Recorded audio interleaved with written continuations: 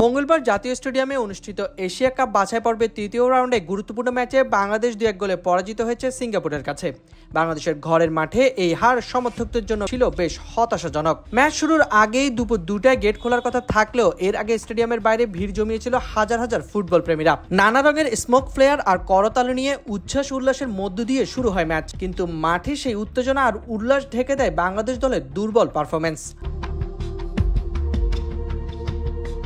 ম্যাচের শুরু থেকে সিঙ্গাপুর ছিল আক্রমণে বেশ সক্রিয়। নবম মিনিটে তাদের আক্রমণে গোলের ভালো সুযোগ এলো, তবে গোল মুখে বল পোস্টে ঠেকানোর মধ্য দিয়ে বাংলাদেশ রক্ষা পায়। 85 মিনিটে বাংলাদেশের আক্রমণ গেলেও রকিব হোসেনের দুর্বল শট গোলকিপারের কাছে চলে যায়। এর মাঝে বাংলাদেশের ডিফেন্স ছিল কিছুটা দুর্বল। 28তম মিনিটে তারেক গাজী চোট পেয়ে মাঠের বাইরে চলে যান, যা দলের মধ্যে অস্থিতিকর পরিস্থিতি তৈরি করে। ম্যাচের প্রথমার্ধে দুই দলের মধ্যে গোল হয়েছিল মাত্র সিঙ্গাপুরের পক্ষে। 45 মিনিটে হারিস স্টুয়ার্টের শট একজন ডিফেন্ডারের শরীরে লেগে উঠে গেলে গোলরক্ষক মিতুল মার্মা তা পুরোপুরি আটকাতে না পারায় সন ইউন ইয়াং সেই সুযোগ কাজে লাগিয়ে গোল করেন। এতে 1-0 গোলের ব্যবধানে পিছিয়ে থেকে বিরতিতে যায় বাংলাদেশ দল।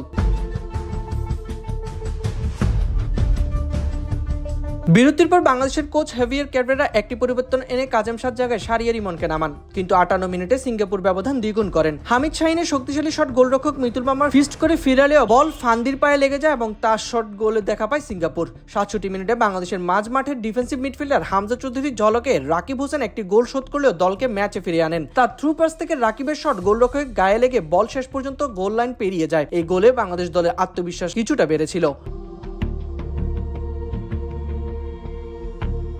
এরপর দলে কিছু পরিবর্তন এনে আক্রমণে মনোনিবেশ করে বাংলাদেশ। শাকিল আহাদ ও হৃদয়কে নামানো হয়, যদিও বাংলাদেশের টানা 4টি কর্নার নষ্ট করে। সমতায় ফেরার জন্য মরিয়া দল শেষ পর্যন্ত গোল করার সুযোগ কাজে লাগাতে পারেনি। যোগ করার সময়ে রাকিবের ক্রসে ফাহিমের ভলি ক্রসবারের উপর দিয়ে চলে যায়, যা সমর্থকদের জন্য হতাশাজনক মুহূর্ত ছিল। ম্যাচের শেষ মুহূর্তে মোরসালিনার ক্রসে তারিকের হেড গোলকিপারের হাত ছুঁয়ে পোস্টে লিগে ফিরে যায়। এরপরে ম্যাচের শেষ বাঁশি বাজলে সিঙ্গাপুর বিজয় উৎসবে মাতে।